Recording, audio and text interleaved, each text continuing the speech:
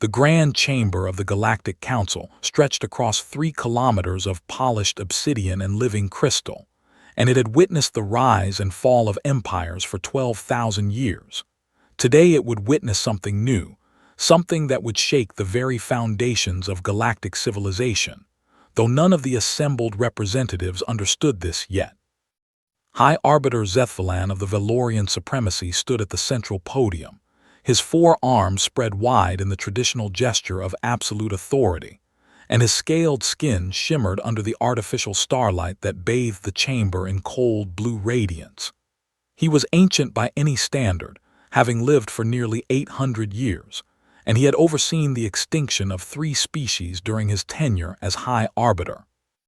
The Council recognizes the presence of all 47 elder races, he announced, his voice carrying through the vast space with perfect clarity, and we gather today to address a matter of galactic security that can no longer be ignored. The representatives shifted in their seats, tentacles and claws and appendages of every description moving with anticipation. They all knew why they had been summoned, and most of them had already made their decision long before entering the chamber. Humanity, Zethvalan continued, letting the word hang in the air like a curse, has become a threat to the stability of our civilization. Murmurs of agreement rippled through the assembly, and the Kethmari delegate clicked her mandibles in what passed for applause among her species. The Vorlani ambassador nodded all 3 of his heads simultaneously, while the crystalline form of the Sethian representative pulsed with colors that indicated strong approval. In the far corner of the chamber, in a seat deliberately placed to show her insignificance, Ambassador Alina Vasquez of the United Earth Government sat perfectly still and watched the proceedings with calm, dark eyes. She was 53 years old, with silver streaks running through her black hair, and she had served as humanity's voice in this chamber for nearly 2 decades. She had known this day would come, they all had. In just 300 years since first contact, Zethvalan declared, his voice rising with rehearsed indignation, these creatures have spread across 200 worlds. Their population has grown from 8 billion to over 50 billion. Their technology advances at a rate that defies all models of normal development. He paused for effect, and Alina noted how well he played to his audience. The High Arbiter was many things, but he was not a fool. They breed like parasites, called out the Vrex delegate, unable to contain himself any longer, and they consume resources as if the galaxy belongs to them alone. They are dangerous, added the Melori representative, her gelatinous form quivering with emotion, unpredictable and violent and utterly without respect for the natural order. Alina listened to the accusations without expression. She had heard them all before, in private meetings and diplomatic functions and whispered conversations that she was not supposed to overhear. Humanity was too ambitious, too aggressive, too successful. Humanity did not know its place. And that, she understood, was the real crime. The elder races had ruled this galaxy for millennia, and they had grown comfortable in their dominance. They did not want equals, and they certainly did not want competition. When humanity had first reached the stars, the Council had expected another primitive species to be managed and controlled and eventually forgotten. Instead, they had found something else entirely. "I move for a vote," Zethvalan announced, and the chamber fell silent, on the declaration of extinction war against the species known as humanity. Alina felt her heart rate increase, though her face remained perfectly composed. This was the moment they had prepared for, the moment that 3 centuries of planning had been leading toward. One by one, the elder races cast their votes, and one by one, they chose annihilation. The Valorians voted yes, as did the Kethmari and the Vorlani and the Sethians. The Melori voted yes, and so did the Vrex and the Thornalians and the Crystalline Collective. When the count was complete, all 47 elder races had voted in favor of humanity's extinction. Zethvalan turned to face Alina, and his reptilian features twisted into something that might have been satisfaction, Ambassador Vasquez, the Council has spoken. Your species has been sentenced to extinction. Do you have any final words before we begin the cleansing? The chamber fell absolutely silent. Every eye and sensor and perceptual organ focused on the small human woman in the corner seat. They expected tears. They expected begging. They expected the same desperate pleas they had heard from the Sarathi and the Vendelians, and the Koth before humanity had even reached the stars. Elena Vasquez rose slowly from her seat, and she smoothed the front of her formal uniform with careful, deliberate movements. She looked around the chamber at the assembled representatives of galactic civilization, at the species who had just condemned her entire race to death, and she smiled. It was not a nervous smile, or a brave smile, or a resigned smile. It was the smile of someone who had just received exactly what they wanted. "It's finally time," she said, and her voice carried clearly through the sudden shocked silence. She reached into her pocket and withdrew a small communication device, and she spoke a single word into it: Prometheus. Then she looked back at the council, at their confused expressions and uncertain postures, and her smile widened.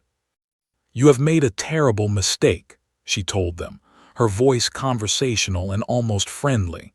"And I want you to understand exactly what that mistake was before the consequences arrive." Zethvalan recovered first, his scales flushing with anger. "You dare to threaten the council. Your species has no fleet, no army, no weapons capable of matching even our smallest member race." "That," Elena replied, "is precisely what we wanted you to believe." She began to walk toward the central podium, and no one moved to stop her. The guards seemed frozen in place, uncertain how to respond to a condemned woman who showed no fear. 300 years ago, when our first ships encountered your scouts at the edge of human space, we learned something important about the galaxy," Elena continued. "We learned that it was ruled by predators who disguised themselves as civilized beings. We learned that every species that had tried to rise was crushed beneath the weight of your so-called order. We learned that you would never accept us as equals, that you would never allow us to grow beyond your control." She reached the podium and stood face to face with Zethvalan, this small, fragile human woman looking up at the 8-foot reptilian who ruled the galaxy. "So we decided to become something you could not crush," she said. "We decided to become something you could not even see." Her communication device beeped, and she glanced at it before looking back at the High Arbiter. "That was confirmation that the Prometheus Protocol is now active across all human space," she informed him. "Within the hour, your scouts will begin sending reports that will seem impossible. Within the day, your military commanders will understand that everything they believed about humanity was a carefully constructed lie." She turned to address the entire chamber, her voice rising with quiet intensity.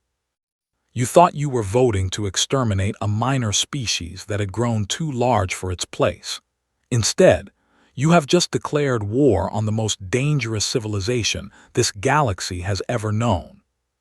She paused, and when she spoke again, her voice was almost gentle. "We have been waiting for this, you see. We have been waiting for you to give us permission to stop pretending, and now, at last, you have."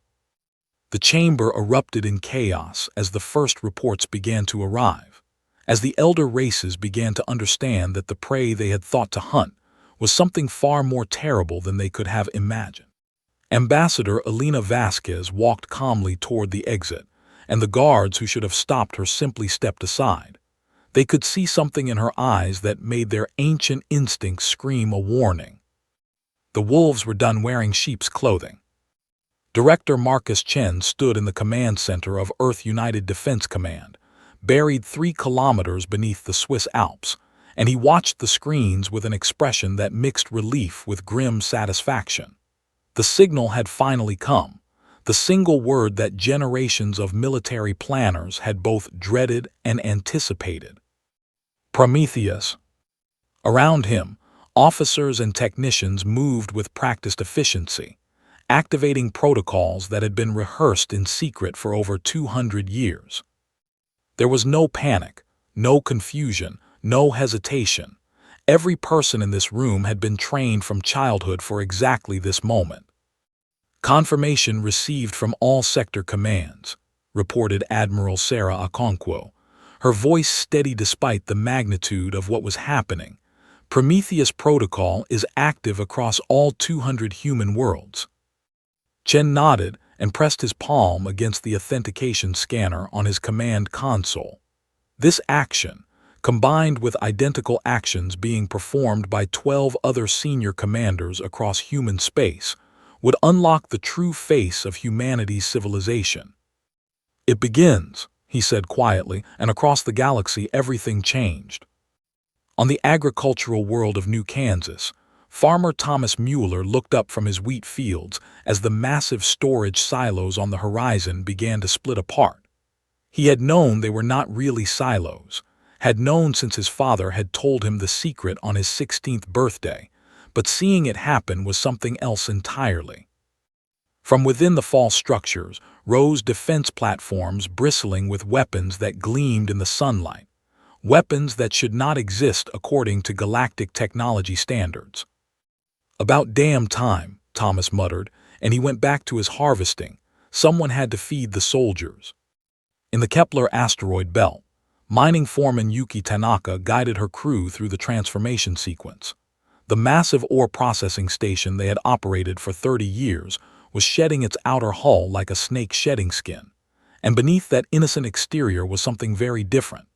The station was actually a military command center, equipped with sensor arrays that could track ships across 3 star systems and communication equipment that could reach every human vessel in the sector. "All stations report ready," her second-in-command announced, and Yuki smiled. She had waited her entire career for this day. Across human space, the same scene repeated itself thousands of times. Factory domes opened to reveal orbital defense batteries. Civilian cargo ships ejected false hull plating to expose weapons arrays that would make Council warships look primitive by comparison. The mining guild, that had supposedly represented humanity's commercial interests, dropped its pretense and revealed itself as the largest standing navy in 3 spiral arms of the galaxy. The scale of the deception was almost impossible to comprehend. For 300 years, humanity had played the role of eager newcomers to galactic civilization. They had accepted unfair trade agreements that limited their access to advanced technology. They had submitted to council inspections that were designed to keep them weak. They had bowed and scraped and pretended to be grateful for whatever scraps the elder races chose to throw their way. And all the while, they had been building something else in the shadows.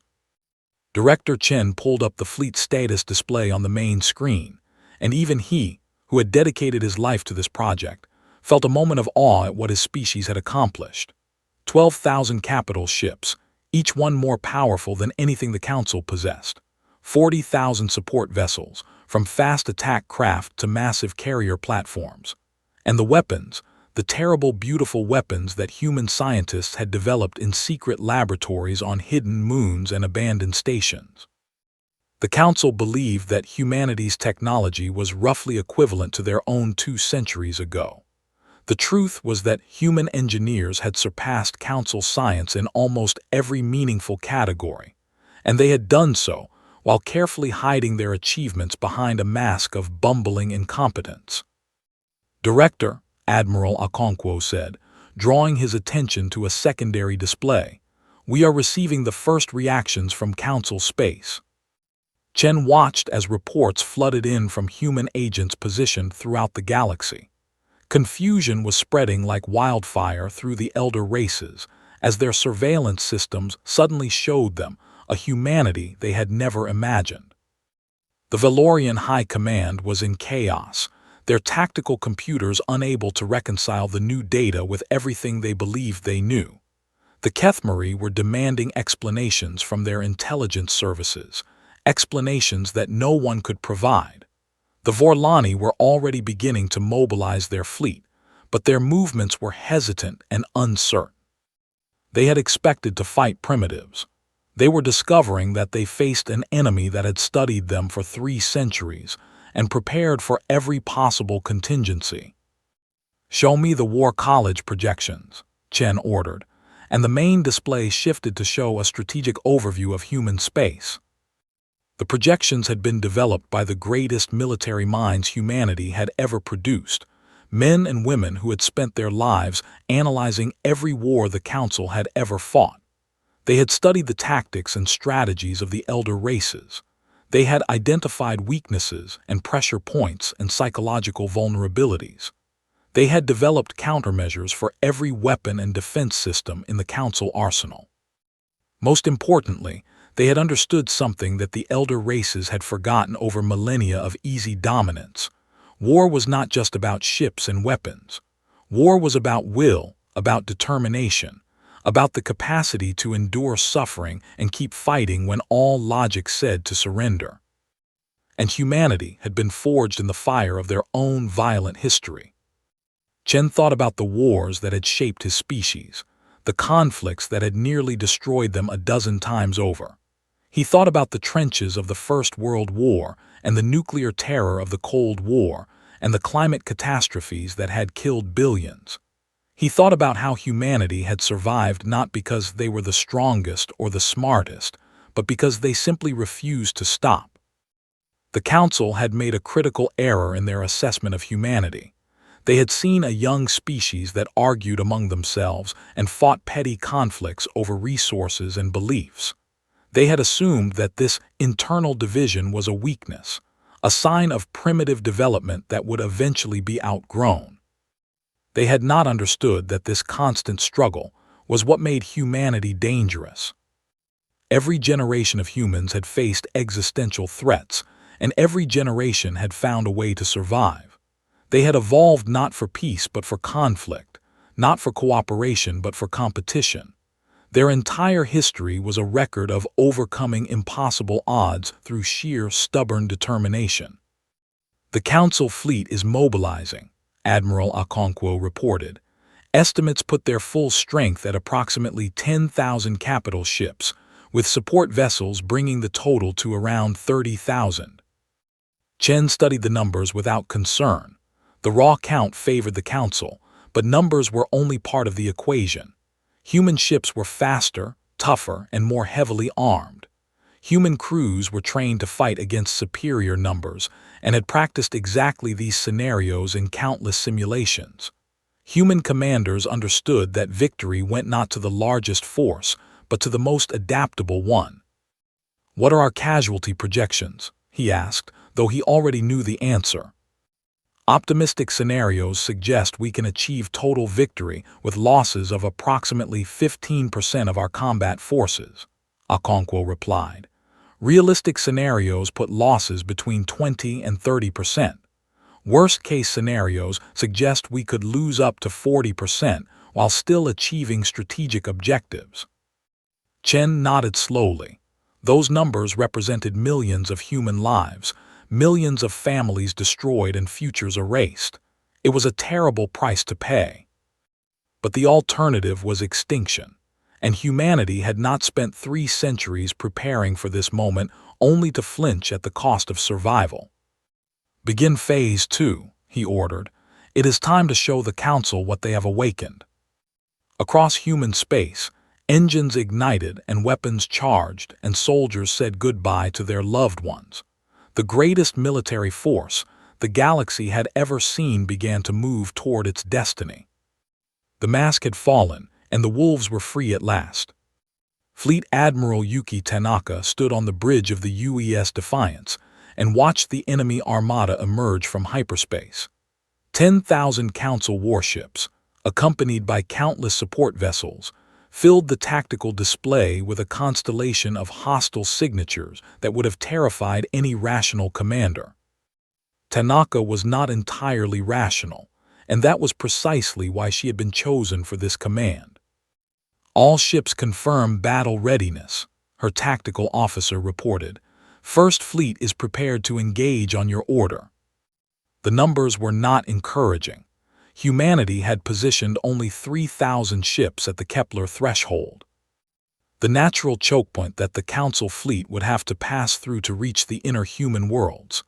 They were outnumbered more than 3-1, facing veterans of 100 campaigns who had crushed every enemy they had ever encountered. Tanaka smiled, and it was not a pleasant expression. "Signal all ships," she ordered, her voice calm and steady. "We are not here to hold the line. We are here to break them. Advance at maximum speed and engage at close range." Her bridge crew did not hesitate, did not question, did not show any sign of the fear that any reasonable person would feel in this situation. They simply obeyed, because they understood something that the Council had never grasped about humanity. Humans did not fight like other species. The Council fleets operated on principles of calculated efficiency. They measured risk against reward and engaged only when victory was assured. They retreated when the odds turned against them and preserved their forces for more favorable engagements. They fought, in short, like beings who valued survival above all else. Humans fought like beings who had already decided that death was acceptable if the cause was worthy. The First Fleet accelerated toward the enemy formation, and Tanaka watched with satisfaction as confusion began to spread through the Council command structure. Their tactical computers were designed to predict enemy movements based on rational self-interest, and they simply could not process what they were seeing. Why would an inferior force charge directly into superior numbers? Why would commanders deliberately expose their ships to concentrated enemy fire? Why would any species choose certain death when retreat was still possible? "Enemy fleet is attempting to reform their battle line," the tactical officer announced. "They appear uncertain about our intentions." "Of course they are," Tanaka replied. "They have never fought humans before." The two fleets met at the center of the Kepler threshold, and the battle that followed would become legend throughout the galaxy. Human ships tore into the Council formation with a ferocity that defied all tactical doctrine, targeting command vessels and support ships with surgical precision, while absorbing damage that should have destroyed them a dozen times over. The UES Hammer of Dawn, a cruiser that had taken multiple direct hits to its engineering section, refused to withdraw from the battle. Instead, its captain ordered ramming speed and drove his crippled vessel directly into a Valorian battleship, destroying both in a catastrophic explosion that took 3 additional enemy vessels with them. The carrier UES Salvation launched its last fighters with damaged launch bays and ruptured fuel lines, knowing that the ship would not survive the strain. The crew stayed at their posts until every fighter was away, and then they turned their dying vessel toward the nearest enemy concentration and gave one final gift to their species. Across the battlefield, human ships performed acts of desperate courage that the Council commanders simply could not comprehend.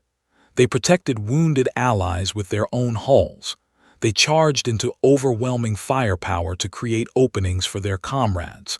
They refused to surrender even when their vessels were burning and their crews were dying. Commander Vethkel of the Valorian Second Fleet watched the battle from his command ship and felt something he had not experienced in 3 centuries of warfare: doubt. "This is not possible," he muttered, staring at the tactical display as another of his battleships vanished in a ball of fire. "They are losing ships faster than we are. Why do they not retreat?" His tactical officer had no answer. The algorithms that governed their strategy were failing, unable to model an enemy that did not behave according to any predictable pattern. Every assumption they had made about human psychology was proving catastrophically wrong. "They fight like they want to die," the tactical officer finally said, his voice filled with something approaching horror. "No," Vethkel replied slowly, understanding dawning in his ancient mind. "They fight like they have accepted that death is the price of victory, and they are willing to pay it." He watched as a human destroyer, engines crippled and weapons depleted, positioned itself between his flagship and a damaged human carrier. The destroyer had no chance of survival, no possibility of escape, no logical reason to sacrifice itself for a ship that might already be beyond saving. And yet it stayed, absorbing fire that would have destroyed the carrier, buying time for repair crews to restore minimal function. "They are protecting their wounded," Vethkel said, and for the first time in his long life, he felt something like respect for an enemy. The battle raged for 11 hours, and when it was over, the Kepler threshold was filled with the wreckage of broken ships and the bodies of the dead. Humanity had lost nearly 1,000 vessels, almost a third of their engaged force, and the casualties numbered in the hundreds of thousands. But the Council fleet was gone. Not retreated, not regrouped, not fallen back to defensive positions. Gone, destroyed, annihilated by an enemy that should have been crushed in the first hour of engagement. Of the 10,000 Council warships that had entered the battle, fewer than 2,000 limped away into hyperspace, their crews traumatized and their commanders broken. Admiral Tanaka surveyed the battlefield from her battered bridge and allowed herself a moment of grief for the dead. So many good people had given their lives today, so many futures had been erased so that humanity might survive. But they had won. The first major engagement of the war had ended in decisive human victory, and the shock waves of that victory would ripple through Council space in the hours and days to come. The elder races would learn that their assumptions about humanity were wrong, that the species they had dismissed as primitive and weak was something far more dangerous. They would learn that humans did not fight for territory or resources or power. Humans fought for each other, for their families and their friends and their species, and they would pay any price and bear any burden to protect what they loved. Commander Vethkel, floating in a damaged escape pod as rescue ships searched the debris field, composed his final report to the Council High Command. His words would become famous across the galaxy, quoted in military academies and whispered in council chambers for generations to come. "We made a terrible mistake," he wrote. "We thought we were hunting prey. We discovered we were fighting predators. They are not afraid to die. They are angry that they have to, and that anger makes them more dangerous than any weapon we possess." He paused, searching for words to convey what he had witnessed. "Do not send more fleets," he concluded. "Send diplomats, offer peace, give them whatever they want.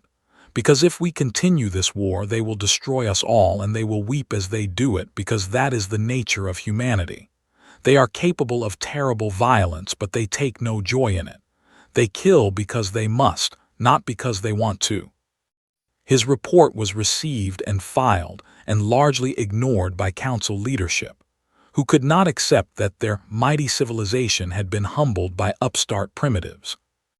That decision would cost them everything. Marcus Webb had served in the household of High Arbiter Zethvalan for 32 years, and in all that time, no one had ever truly looked at him. He poured wine and arranged flowers and ensured that the High Arbiter's chambers were always immaculate, and in return, he was granted the unique privilege of being completely invisible. The Valorians did not see servants, they saw furniture that happened to move. Tonight, as chaos erupted across Council space and the first reports of the Kepler disaster reached Nexus Prime, Marcus Webb finally stopped being furniture. He received the activation signal 3 hours ago, and since then, he had been making quiet preparations. The knife hidden behind the decorative panel in the study, the security codes obtained through decades of patient observation, the communication device that would coordinate his actions with the other sleeper cells across the station. He was not alone. There were over 1,000 human servants on Nexus Prime, each one carefully placed, each one trained for this exact moment, each one waiting for the signal that would transform them from harmless domestics into the most dangerous force the Council had ever faced. "You summoned me, High Arbiter?" Marcus asked, entering the private chambers with practiced humility. Zethvalan stood by the window, staring out at the stars with an expression that mixed fury with something that might have been fear. The reports from the Kepler threshold had shaken him badly. And Marcus could see that the ancient Valorian was struggling to comprehend what had happened. "The humans destroyed our fleet," Zethvalan said, not looking at his servant. 10,000 ships gone. Our finest commanders dead or captured. How is this possible?"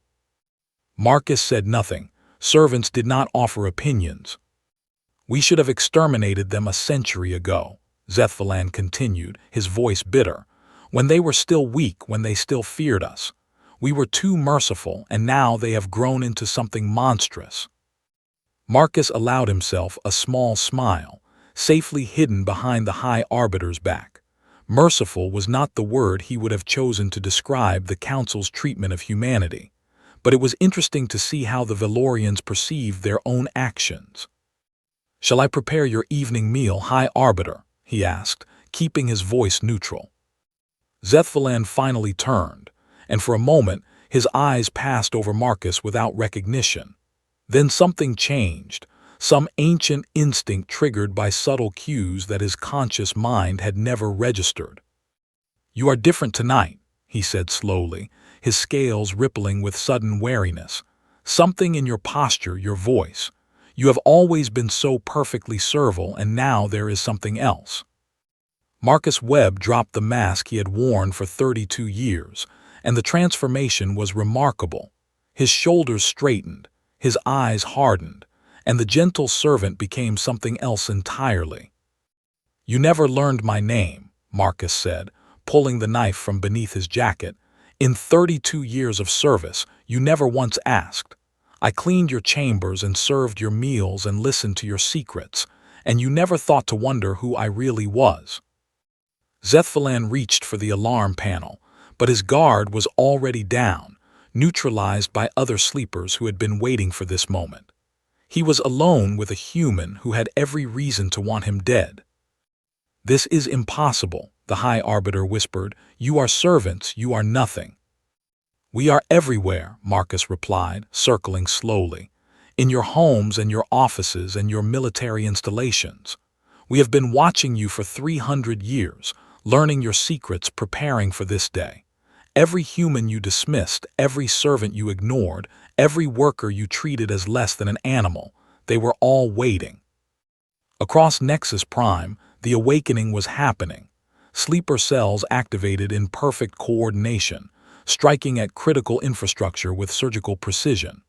Power stations went dark, communication arrays fell silent, and key military and political figures found themselves facing servants who had stopped pretending.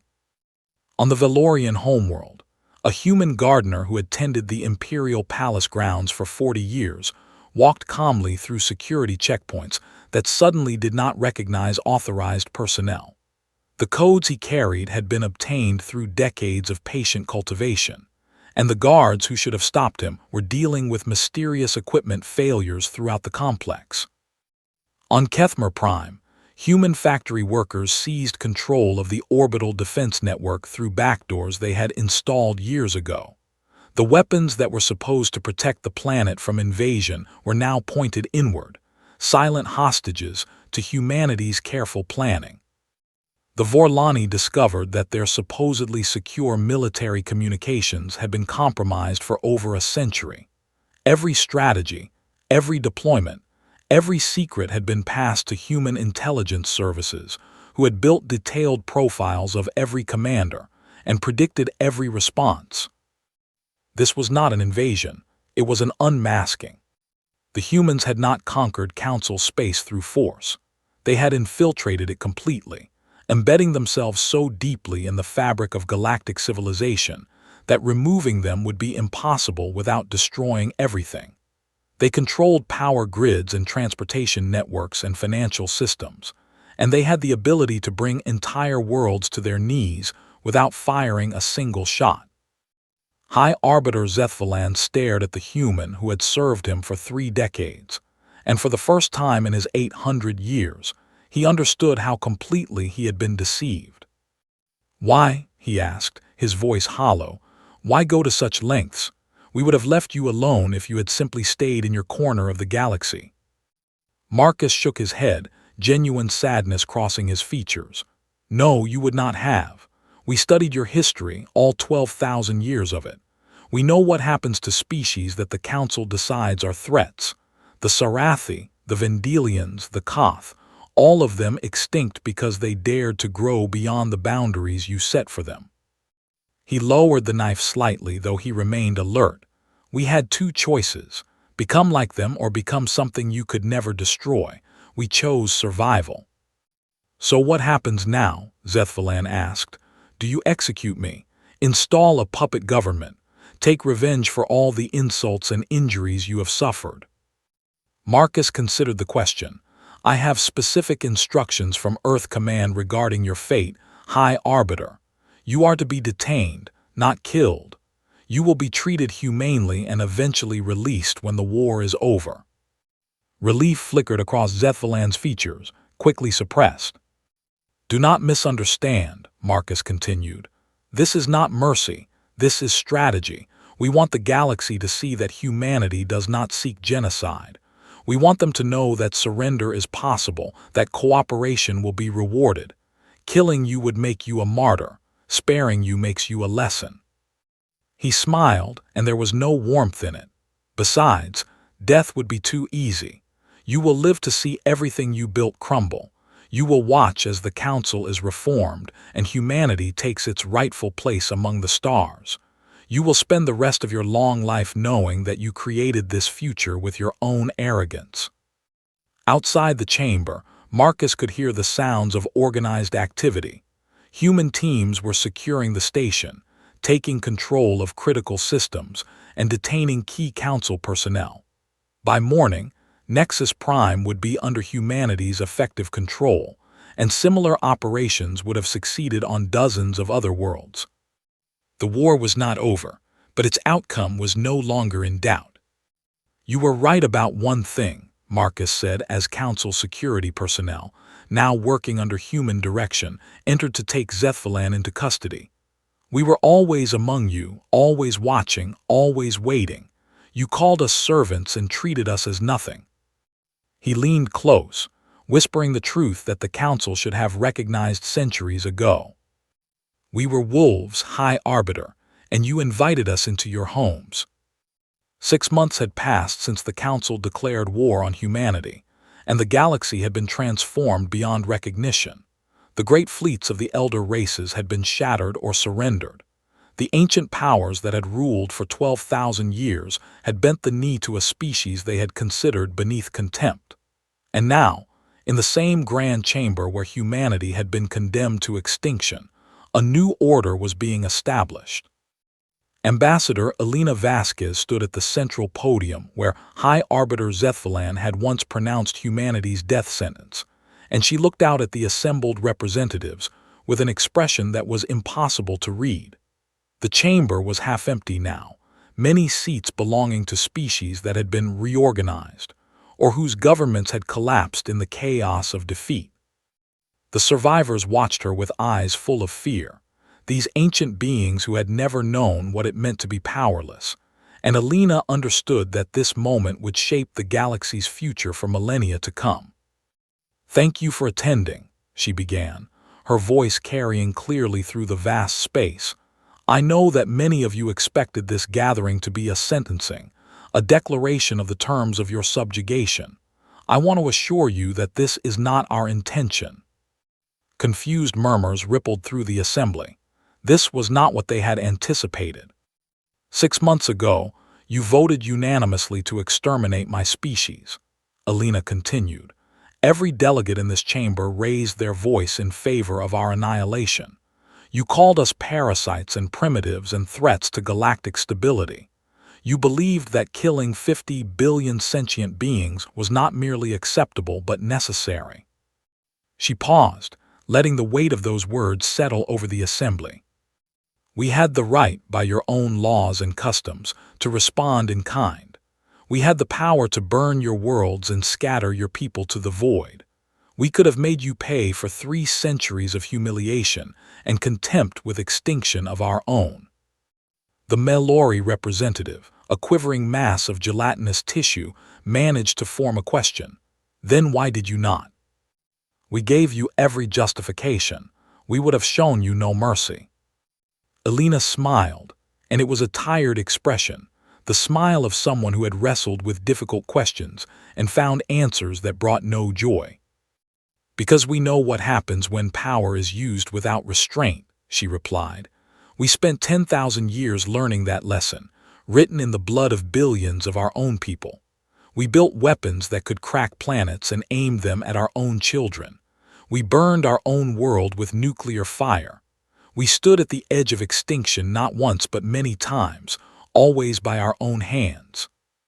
She stepped down from the podium and walked among the assembled delegates, a small, fragile figure surrounded by beings who could crush her with a thought.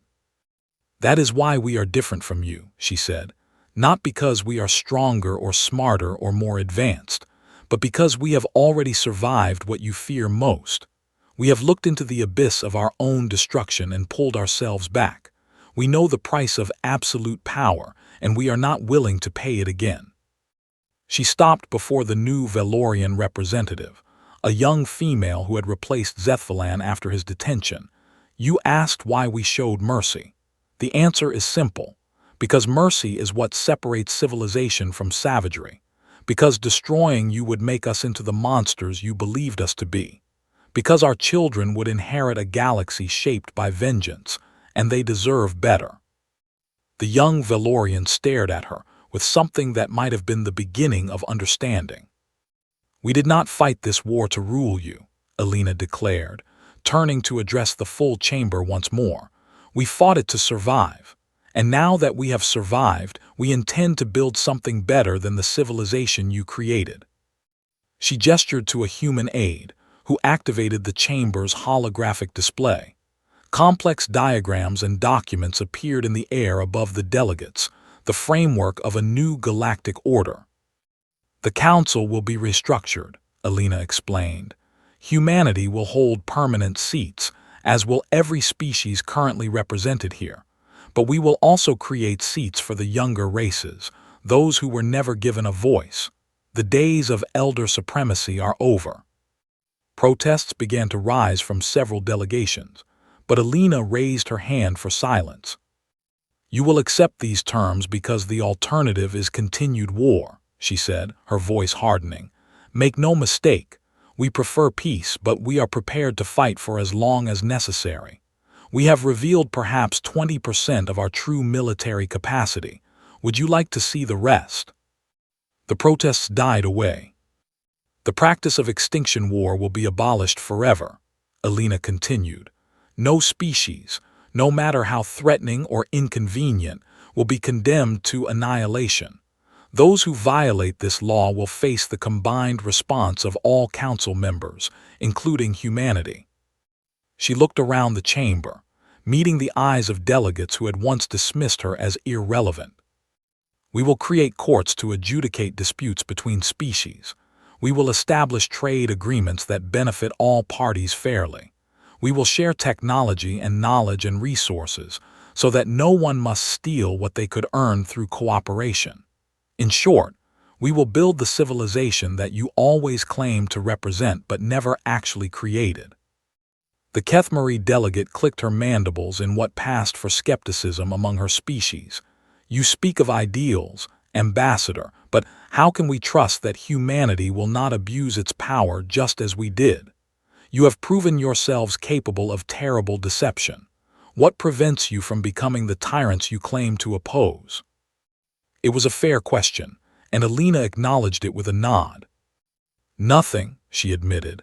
"Nothing except our own choice. We could become everything we hated about your rule. The temptation of power is something we understand all too well, but we have decided as a species that we will not walk that path." She returned to the central podium, standing where empires had risen and fallen for 12 millennia. "Consider us the galaxy's conscience," she said. "Whether you want one or not, we will hold ourselves to the same standards we demand from others. We will accept criticism and oversight from the new council. And when we fail, because we will fail sometimes because we are not perfect, we will acknowledge our mistakes and work to correct them." She paused, her voice softening. "We are not your saviors. We are not your rulers. We are simply the species that survived its own worst impulses and decided to do better. We invite you to join us in building something worthy of the stars we all share." The chamber fell silent as the delegates contemplated her words. Some were clearly skeptical, others hostile, but many wore expressions that suggested something unexpected: hope.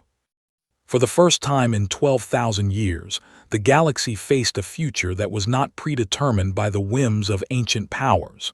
For the first time, the younger races might have a voice in their own destiny. For the first time, strength would be tempered by conscience. Ambassador Elena Vasquez gathered her notes and prepared to leave the chamber. There was still much work to be done, treaties to negotiate and institutions to build and a galaxy to heal. As she reached the exit, the young Valorian representative called out, "Ambassador, may I ask one question?" Elena turned back. "What did you mean when you said it's finally time? What were you waiting for?" Elena considered the question, remembering that moment 6 months ago when she had received the council's death sentence and felt nothing but relief. "We were waiting for you to show us who you really were," she finally replied.